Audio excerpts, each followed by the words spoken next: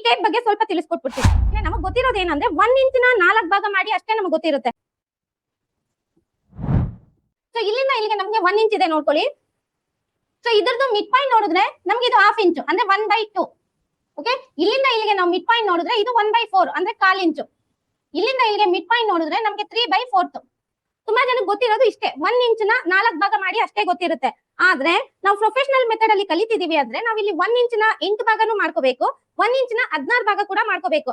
ಅಂದ್ರೆ ಏನಂದ್ರೆ ನಾವು 1/2 ಇಂಚು ನಮ್ಮ ಹತ್ರ ಇದೆ ಅಂದ್ರೂ ಅದನ್ನ 4 ಭಾಗ ಮಾಡೋದು ನಮ್ಗೆ ಗೊತ್ತಿರ್ಬೇಕು. ಹಾಗೆ 1/4 ಇಂಚ್ ಇದೆ ಅಂದ್ರೂ ಅದನ್ನ ನಮ್ಗೆ 4 ಭಾಗ ಮಾಡೋದು ಗೊತ್ತಿರ್ಬೇಕು. ಸೊ 1/4 ಇಂಚು ನಿಮಗೆ ಬೇಡ, ಯಾಕಂದ್ರೆ ತುಂಬಾ ಕನ್ಫ್ಯೂಸ್ ಆಗ್ತೀರಾ. ಅಟ್ಲೀಸ್ಟ್ 1/2 ಇಂಚುನ ನಿಮ್ಗೆ 4 ಭಾಗ ಮಾಡೋದು ಗೊತ್ತಿರ್ಲೇಬೇಕು.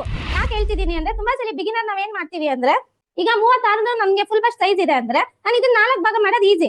ಅದೇ ನನ್ನ ಹತ್ರ 36 ಇದೆ ಅಂದ್ರೆ ಇಲ್ಲಿ 4 ಭಾಗ ಮಾಡೋದು ಕಷ್ಟ ಅಂತ ಹೇಳಿ ಏನ್ ಮಾಡ್ತಾರೆ ಅಂದ್ರೆ 1/2 ಇಂಚನ ಹಿಂದಕ್ಕೆ ತಗೊಳ್ಳೋದು ಅಥವಾ 1/2 ಇಂಚನ ಮುಂದಕ್ಕೆ ತಗೊಳ್ಳೋದು ಮಾಡ್ತಿರ್ತೀವಿ.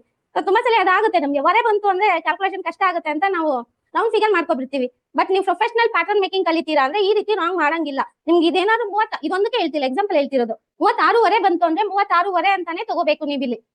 ಸೊ ಅರ್ಥ ಆಯ್ತಲ್ಲ ಏನಕ್ಕೆ 1/2 ಇಂಚನ ಕೂಡ ನಾವು 4 ಭಾಗ ಮಾಡ್ಬೇಕು ಅಂತ.